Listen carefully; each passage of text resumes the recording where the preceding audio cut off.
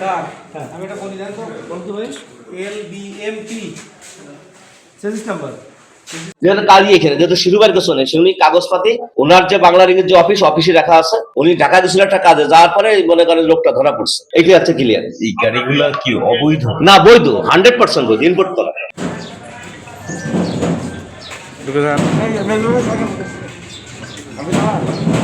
সুতরাং এখানে যে বাইকগুলো আছে কিনা এবং এগুলো যেন কোনোভাবে হস্তান্তর না হয় এই বিষয়ে আমরা নজরদারি করব।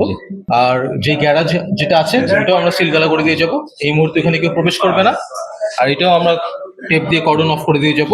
এখানে কেউ প্রবেশ করবে না বা এগুলার এখানে আসলে কেউ স্পর্শ করবে বা কেউ নিয়ে যাবে বা কেউ বিষয়ে কেউ আগ্রহ প্রকাশ করবে আমাদের অগোচরে যেন কেউ এইগুলো স্থানান্তর না হয় এই বিষয়ে আর কি আমরা সতর্ক থাকবো। এখানে আমরা এখন পর্যন্ত 77টা মোটরসাইকেল দেখেছি, এগুলার অরিজিন ইউএসএ থেকে ইম্পোর্ট করা। তো এখন আমরা যেটা দেখতে চাচ্ছি যে এদের কিছু VAT 6.3 এই ডকুমেন্টে মিসিং, এরা এটা শো করতে পারেনি।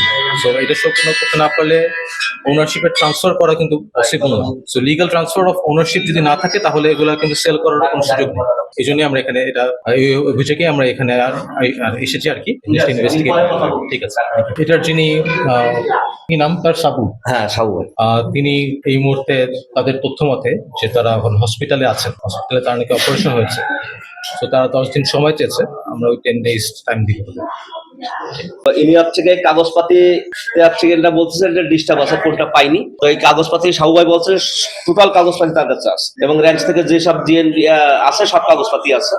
তো এইগুলো হচ্ছে আমি সাহু ভাইয়ের সাথে কথা না বলে আমি স্যারকে বলছি যে 10টা দিন সময় দেন। সাহু ভাই তো যেহেতু অসুস্থ, সাহু ভাই আসার পরে যদি কাগজপাতি গুলো সাহু ভাই প্লেস করতে না পারে তাহলে আমি থেকে আমার ফলের গাড়ি থেকে করে আমি এই গাড়িগুলো স্যারের অফিসে দিয়ে, এটি হচ্ছে ক্লিয়ার। এই গাড়িগুলা কি অবৈধ? না বৈধ, 100% বৈধ, ইম্পোর্ট করা। থাকলে হচ্ছে মানে সাবু ভাই যদি অসুস্থ না অসুস্থ আর কেউ নাই, না সাবু ভাই অসুস্থ, তার যে কাগজপাতি আছে যেমন এখানে ছিল শিরুবাড়ি, এখানে তার কাগজপাতি তো শিরুবাড়ি থাকার কথা, যেহেতু কাজই এখানে যেহেতু শিরুবাড়ির কাছে নেই উনি কাগজপাতি ওনার যে বাংলার যে অফিসে রাখা আছে উনি ঢাকা দিয়েছিল একটা কাজে যাওয়ার পরে মনে করেন লোকটা ধরা পড়ছে। তো আমি হচ্ছে আমার সাবু ভাইকে হচ্ছে এডিশনাল এসপি সাহেব ঢাকাইছিলেন, তা উনি হচ্ছে বলার পরে ওনার সাহু ভাই প্রতিনিধি হিসেবে আমি গেছিলাম। তো যার ফলে ওনারা বলে আসছিলাম সাহু ভাইয়ের এই সমস্যা। তো সাহু ভাই বলছে 10-12 দিন আমার সময় দিলে উনি যেটা বলছে তাহলে আমি সুস্থ হয়ে আইসি আমি কাগজপাতি নিয়ে আমি স্যারের সাথে দেখা করবো। এডিশনাল এসপি স্যার কতদিন আগে ডাকছিলেন? এই 19 তারিখে। হ্যাঁ 19 তারিখ। সেই 10-12 দিন তো পার হয়ে গেল না এই 19 তারিখ। এই আজকে হচ্ছে 22 তারিখ না।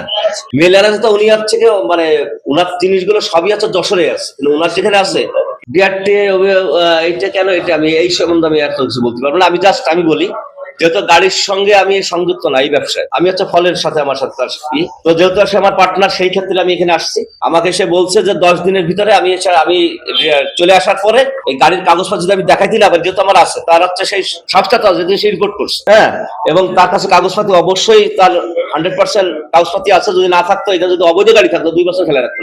আমি আছে শেয়ার এন্টারপ্রাইজ আর উনি আর হচ্ছে সাব এন্টারপ্রাইজ, আমাদের দুজন একসাথে যৌথ ফলে।